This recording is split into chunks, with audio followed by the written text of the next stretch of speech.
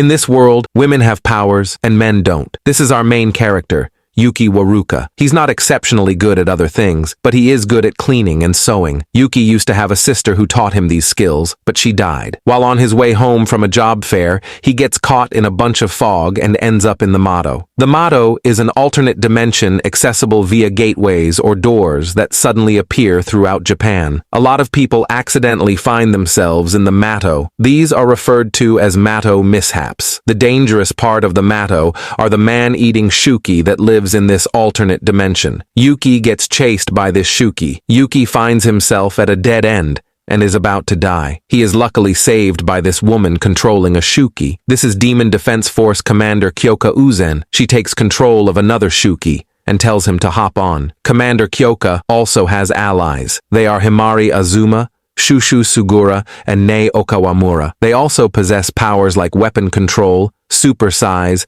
and even telepathy. This little girl was about to get eaten by a Shuki, but Kyoka puts up a barrier to protect them for the time being. Kyoka decides that she will turn Wakura into her slave. She took off her glove, Wakura licked her finger, and he turned into a Shuki. Wakura absolutely shreds through all the Shuki in the area. After they get the little girl to safety, all the Shuki around then fuse into a giant Shuki. Kyoka and Yuki fight the giant Shuki. After they defeated the Shuki, Kyoka told the group to head back to base without them. After they left, Kyoka gave Yuki a kiss. This is a part of her ability. She must reward her slave with what they desire most, and her body moves automatically, so there's no bypassing it. So we straight up got 2 minutes of Kyoka and Yuki getting their freak on. After that freak session, Kyoka declares that her goal is to become the supreme commander of the Demon Defense Force and to get rid of all the Shuki. Kyoka asks Yuki if he is willing to work full-time for her, and he agrees without hesitation. The two made it back to the Demon Defense dorm, and Yuki was employed as the official caretaker for the squad. While Yuki was doing what he does best, he was almost attacked by a Shuki, but the barrier protected him. Nei shows up and explains that the location of the dorm is a hotspot for Shuki. She also explains that matto is divided into 8 sections, and each section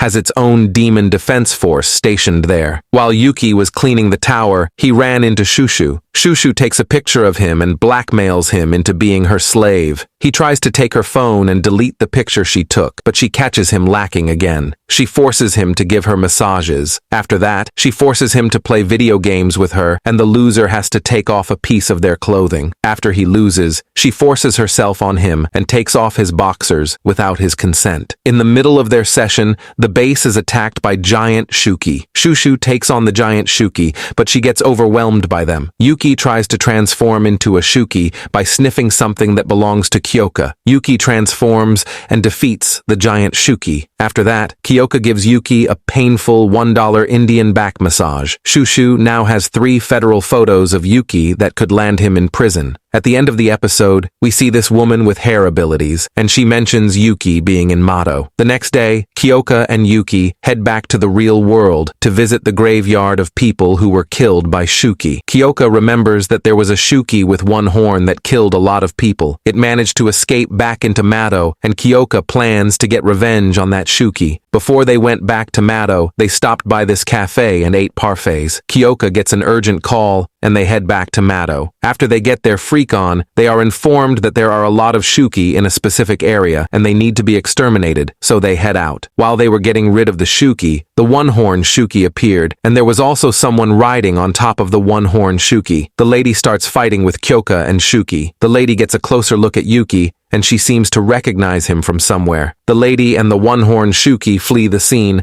as well as the 7th squad. Kyoka decided to give Yuki some, cock-a-doodle-doo and ball torture. Not gonna lie, I kinda wish this was me a little bit. While Yuki was taking a bath, Shushu came to thank him for saving her. While she was washing his back, Yuki turned around for some reason and saw Shushu naked. Yuki tried to run away and accidentally saw Himari changing. Himari started chasing Yuki around the house, and before she could kill him, members of the 6th squad showed up at the dorm. This is Tenka Izumo and Yachiho Azuma. Yachiho is actually Himari's sister. Tenka tells Kyoka that the Supreme Commander told them that all the squads now have to start working together. Yachiho is also violating her sister. Kyoka asks Tenka if they are willing to have a friendly little exhibition match between the 2 squads, and Tenka agrees. After Tenka and Yachiho leave, Himari forces Yuki to be her slave and her train, so she can beat her sister. Himari's ability isn't to turn her body parts into weapons. Her ability allows her to copy other powers, and Himari plans on using Kyoka's power to beat her sister. A bunch of Shuki appear, and Yuki transforms. He seems to be much faster, and looks different compared to when is being used by Kyoka. After they finished killing all the Shuki, Yuki got his reward. Even though she's embarrassed, she is determined to beat Yachiho. Yachiho's ability is called Golden Time. Golden Time allows her to rewind and stop time. She has to pose to activate her ability, so Himari and Yuki train to create a technique fast enough to take out Yachiho